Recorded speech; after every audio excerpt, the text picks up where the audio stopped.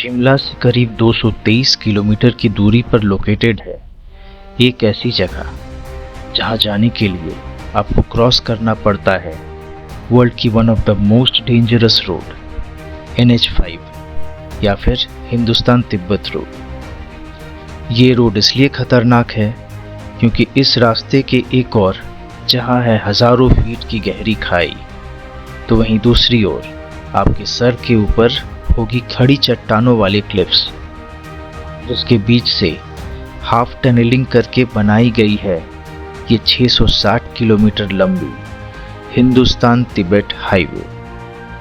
और इस Cliff hanger road को पार करके मैं यहाँ पहुँचता हूँ हिमाचल के एक बहुत ही खूबसूरत से गांव में, जिसका नाम है कल्पा।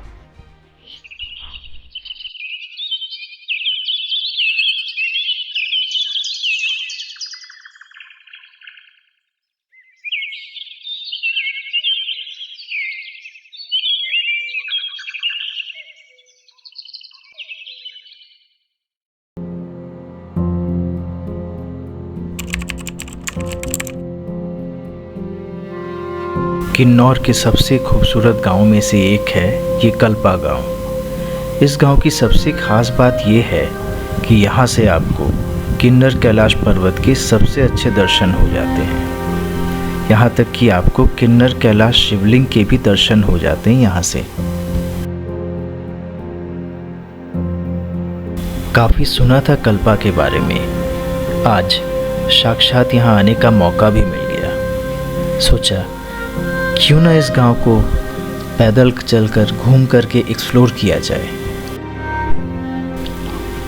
यहाँ की तंग गलियों में घूमकर यहाँ के लोगों को समझना, उनके जीने के तरीके को समझना, बस यही ख्याल लेकर मैं इस गांव को एक्सप्लोर करने निकल पड़ा।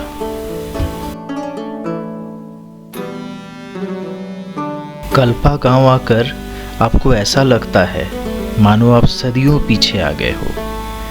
यहाँ के लोग आज भी अपनी देवता में विश्वास रखते हैं और यहाँ उसी देवता की पूजा होती है।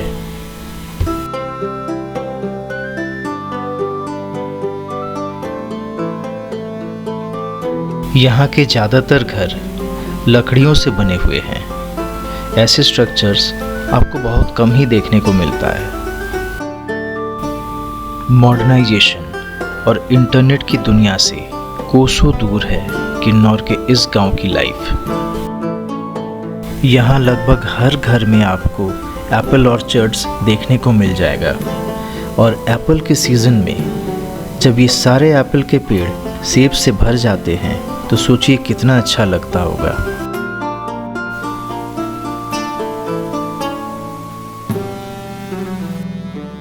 ये है कल्पा की मोनास्ट्री, जिसका असली नाम है हु बा लान कान मोनास्ट्री।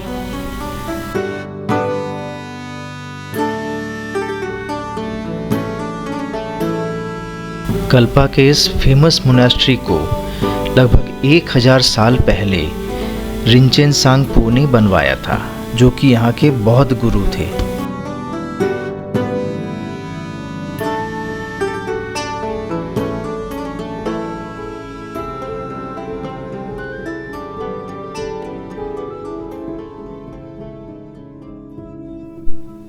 कल्पा की ये स्लो पेस्ड लाइफ हमारे शहरों के फास्ट पेस्ड लाइफ से काफ़ी बेटर था, लेकिन अफसोस ये है कि हम लोग यहाँ रहने वाले नहीं थे, हमें वापस जाना था। कल्पा की तंग गलियों में टहलते हुए मैं आगे चल पड़ा कल्पा की सबसे मेजर अट्रैक्शन नारायण नागिनी टेम्पल की ओर।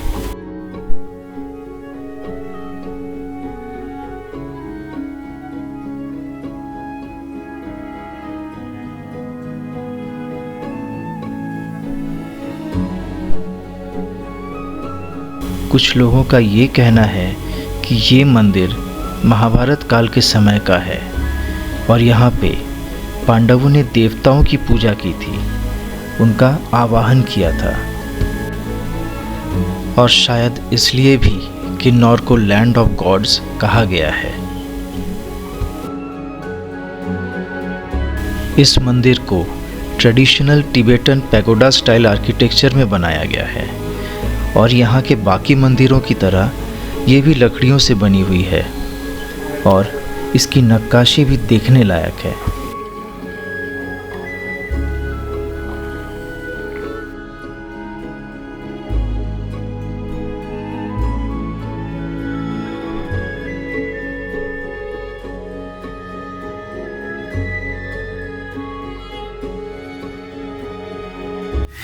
ये जो है ये भांग के पत्ते और इसी से बनती है बहुत famous world famous Malana cream, जिसके लिए लोग दूर दूर से यहाँ हिमाचल आते हैं। वैसे इसका जो स्टेम है इससे बनता है हेम्प और हेम्प से बनते हैं टोकरियाँ, रस्सियाँ जो काफ़ी मजबूत होती है, यहाँ तक कि बैग वगैरह भी बनती है।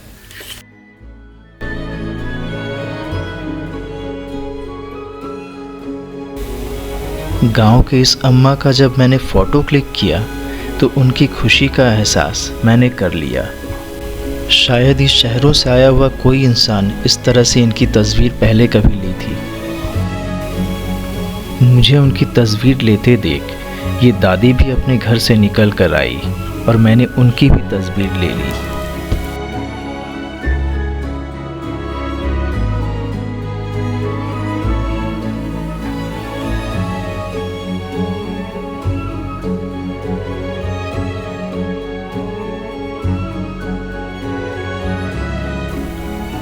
अलग अलग अंदाज में अलग अलग चेहरों को इस तरह से देखना, वो भी यहाँ के लोगों को, मेरे लिए एक नया और बिल्कुल ही अलग एहसास था।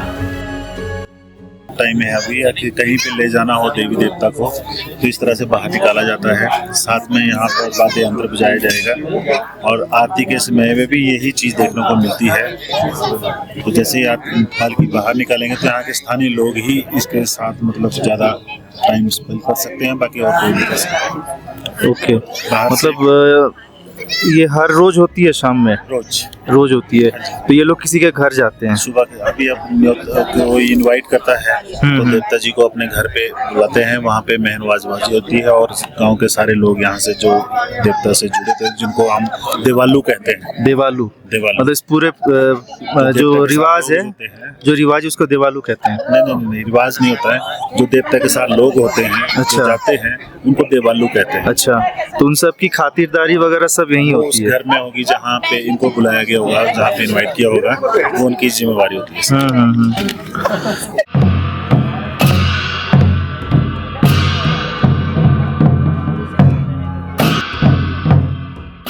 फिर खुशकिस्मती से मुझे यहाँ के देवता की डोली देखने को मिली। अमरदीप जी ने जो मुझे अभी बताया कि किसी की मन्नत पूरी हुई है, जिस कारण यहाँ के देवता अपनी डोली में उस शख्स के यहाँ घर जा रहे हैं, वो भी देवालू के साथ। देवालू यानी कि वो लोग जो देवता की डोली को ले करके उस शख्स के यहाँ जाते हैं जिसकी मन्नत पूरी होती है।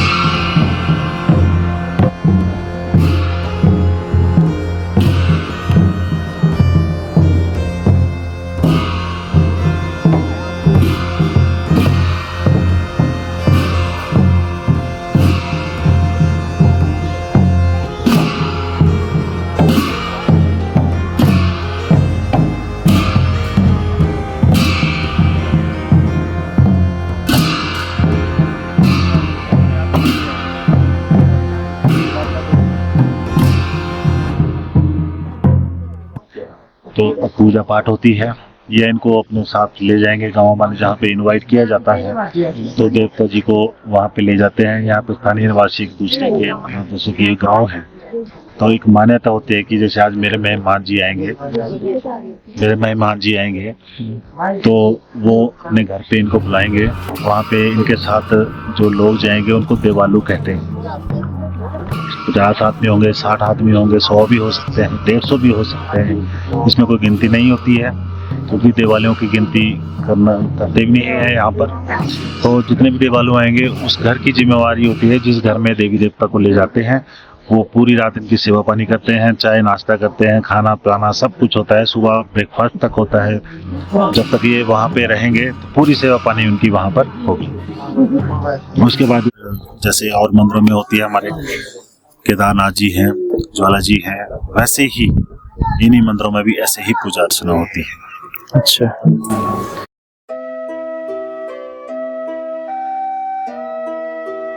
नारायण नागिनी मंदिर से निकलकर मैं फिर से कल्पा की गलियों में टहलते हुए चल पड़ा।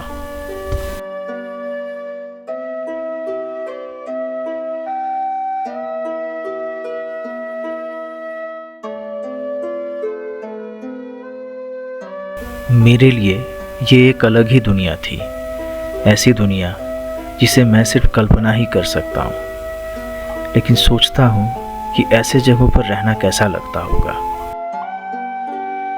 ईमेल्स और व्हाट्सएप चैट के ज़माने में अगर आपको एक बड़ा सा लेटर बॉक्स देखने को मिल जाए तो आप क्या सोचोगे?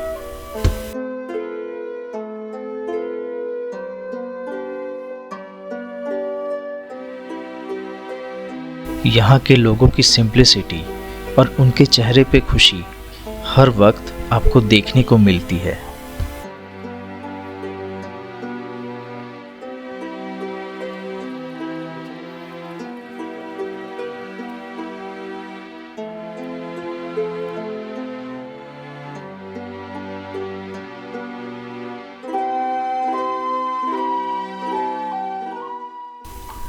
चलते चलते मैं एक जगह आकर के ठहर गया, यहाँ के बच्चों को खेलते हुए देखकर।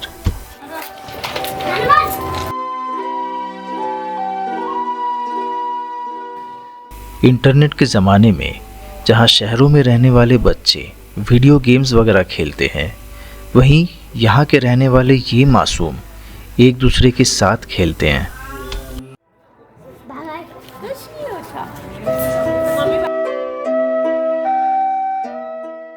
शाम ढलने को थी और मुझे भी अपने होटल में पहुंचना था।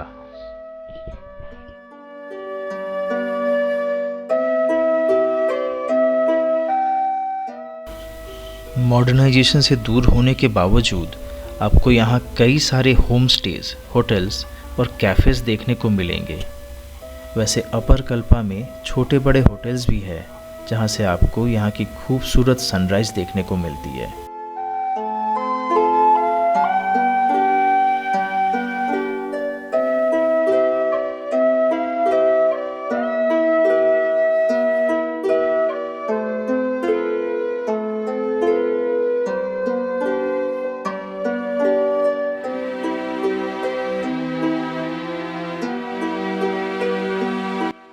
तो ये है कल्पा गांव, हिमाचल प्रदेश में किन्नौर ज़िले में।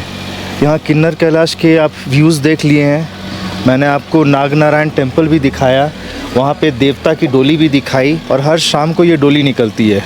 और सबसे बेस्ट पार्ट क्या है कि यहाँ के लोग जो काफ़ी सिंपल सी लाइफ जीते हैं। हम लोग जहाँ शहरों की चकाचौंध के बीच एक काफ़ी एडवांस्ड लाइफ जी रहे हो। सच में जहाँ हम लोग हर मॉडर्न फैसिलिटीज़ के साथ एक कॉम्प्लेक्स लाइफ जी रहे हैं, वहीं कल्पा के लोग आज भी बिना किसी फैसिलिटीज़ के भी एक सिंपल मगर शानदार लाइफ जी रहे हैं। यहाँ के चौपालों में अभी भी लोग अड्डे जमाते हैं। आज भी लोग लकड़ियों के चूल्हे में खाना पकाते हैं और आज भी यहाँ के बच्चे छोटे से आंगन में खेला करते हैं। बस अब अगर इंतज़ार था तो अगली सुबह की, जब यहाँ की खूबसूरती पूरी तरह से निखर कर आएगी।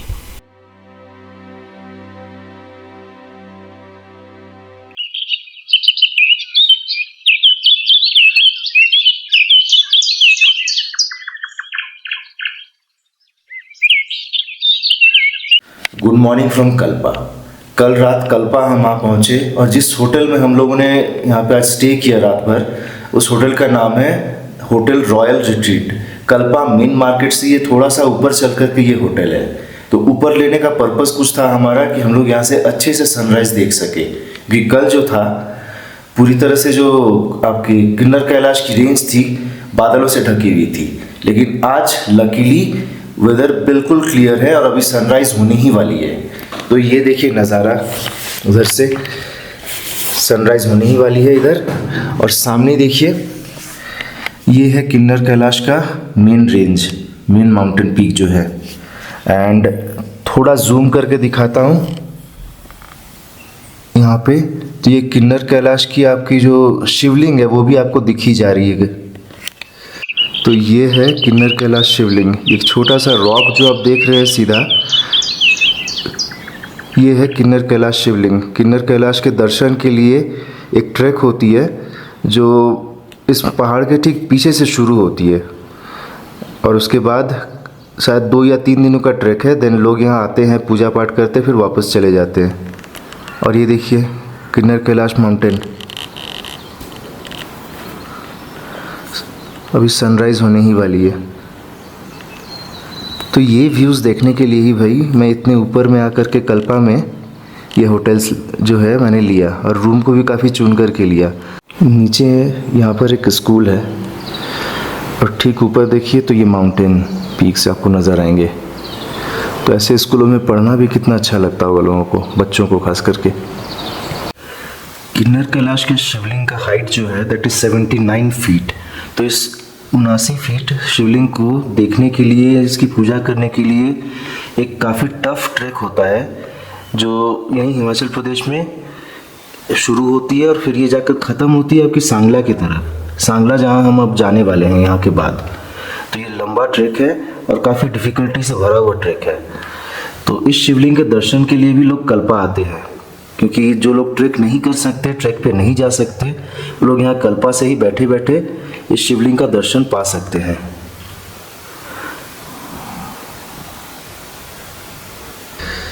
तो बस सनराइज़ कुछ देर में होने ही वाली है, तो सनराइज़ का आनंद आप भी लीजिए। मैंने टाइम लैप्स इसे सेट कर दिया है।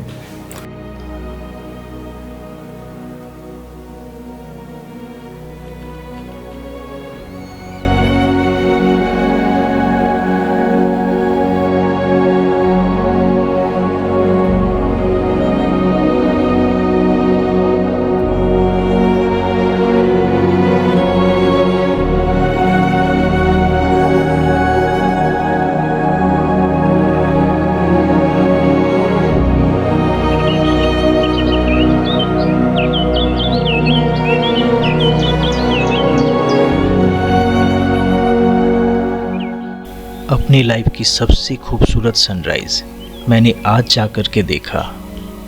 जो मैंने खुली आंखों से देखा वो ये कैमरा भी जस्टिफाई नहीं कर सकती। इस खूबसूरत से सनराइज़ को देखने के बाद मैं चल पड़ा यहाँ के एक और फेमस स्पॉट की तरफ, जो है रोला दोखांग या फिर सुसाइड पॉइंट, और फिर वहाँ से रोगी विलेज।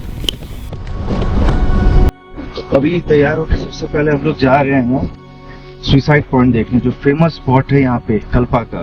रोगी विलेज में वो एक्चुअली आता है, रोगी और कल्पा के बीचों बीच। तो वहाँ चलते हैं, सुसाइड पॉइंट देखते हैं, उसके बाद रोगी विलेज थोड़ा सा एक्सप्लोर करेंगे और फिर वापस आएंगे कल्पा, जहाँ ब्रेकफास्ट वगैरह करके फिर हम चल पड़ेंगे रिकॉम्पियो होते हुए सांगला की ओर। ये आ गए हैं सुसाइड पॉइंट, इसको रोला क्लिफ भी कहा जाता है, और ये काफ़ी पॉपुलर स्पॉट है। अभी ये रेलिंग लगा दी गई हैं, लेकिन एक टाइम था जब यहाँ रेलिंग नहीं था, खुली हुई थी ये पूरी तरह से। और यहाँ पे जो गहरी खाई है, जो स्टीप ड्रॉप है, उसको देख के आपके होश उड़ जाएंगे। यहीं से दिखाता हूँ आपको।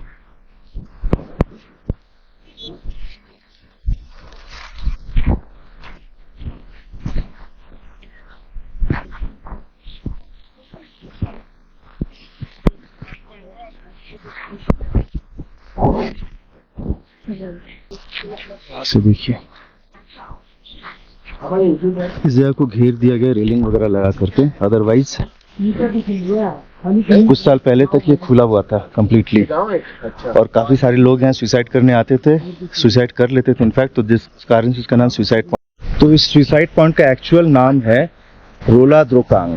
रोगी में ये पड़ती है, रोगी विलेज। थोड़ी आगे चल करके हम अभी जाएंगे वहाँ पे, क्योंकि यहाँ पे लोग सुसाइड करते थे। यहाँ पे एक स्टीप ड्रॉप है कई सौ फीट की, जिस कारण से लोग यहाँ सुसाइड करके काफ़ी लोगों ने अपनी जान गंवाई, तो इसका नाम ही पड़ गया सुसाइड पॉइंट।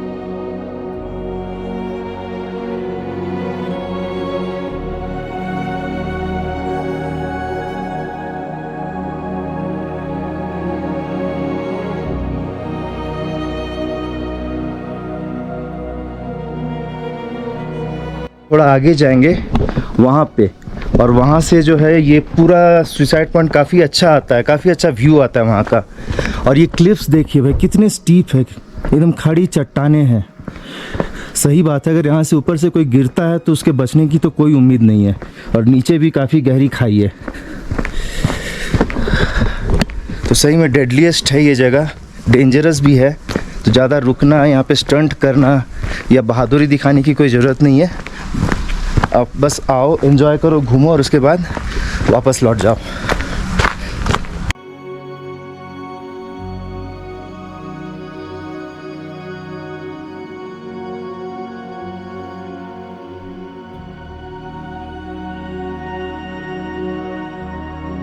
यहाँ से देखिए अच्छा व्यू आ रहा है एक। तो ये है आपका कल्पा का सुसाइड पॉइंट।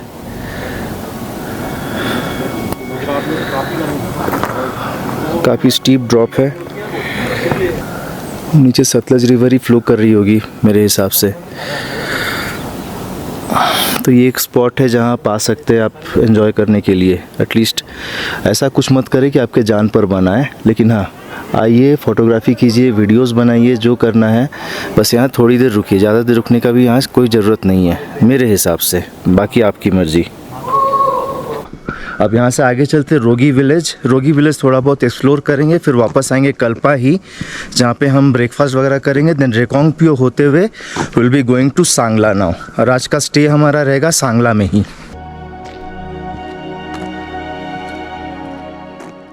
रोगी विलेज एक छोटा सा गांव है, कल्पा से करीब 10 किलोमीटर की दूरी पर।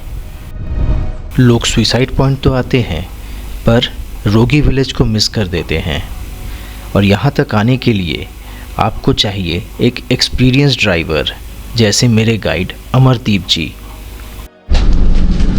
अच्छा, टेंपल तो एक यहाँ पे है नीचे को, वो लकड़ी वाली जो है बनी, हाँ जी, नीचे जाना पड़ेगा। कल पार्क कर दो फिर चले जाएगा। अच्छा, यहाँ से चले, यहाँ से रास्ता। हाँ जी। ओके,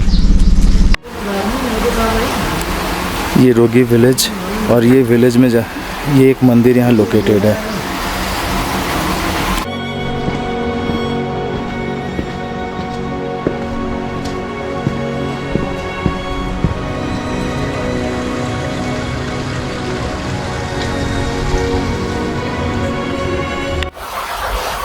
ये देखिए टिपिकल हिमाचली स्टाइल के बने हुए मकान हैं, और यहाँ मंदिर का ये गेट है। तब यहाँ चलते हैं, थोड़ा दर्शन करते हैं, फिर वापस जाएंगे।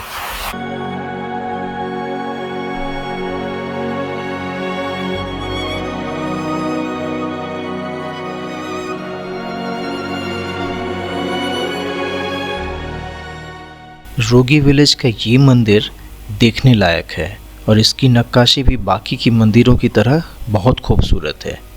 लेकिन लोग इसे कंफ्यूज कर देते हैं नारायण नागिनी टेम्पल से, जो कि एक्चुअली कल्पा में लोकेटेड है।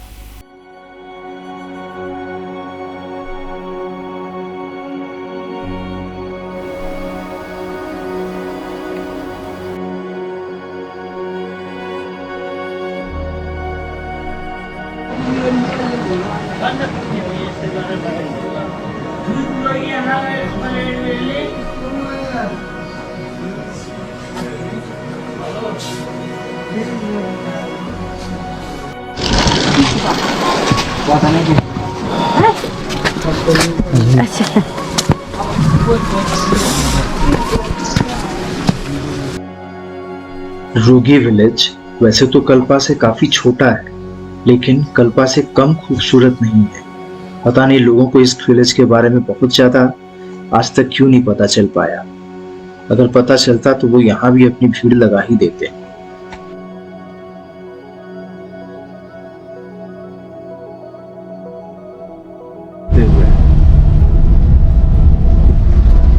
रोगी विलेज से कल्पा लौटते वक्त हमें रास्ते में मिल गई हिमाचल की रानी यानी HRTC की बस।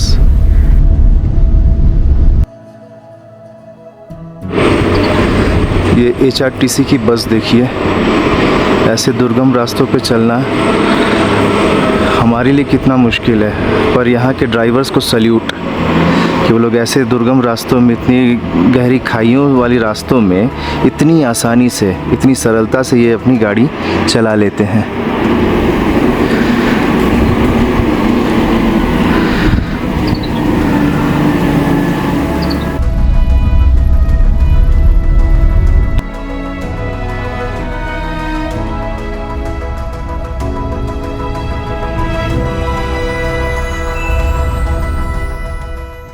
कल्पा के खूबसूरत नज़ारों को अपने जहन में समेटकर मैं अब आगे चल पड़ा अपने अगले पड़ाव की ओर। और मेरा अगला पड़ाव होने वाला था सांगला, वो भी रेकोंगपियो हो करके। ये है रेकोंगपियो का बस स्टॉप। तो यहाँ से आप शिमला या हिमाचल में दूसरे जगहों के लिए बस पकड़ सकते हैं।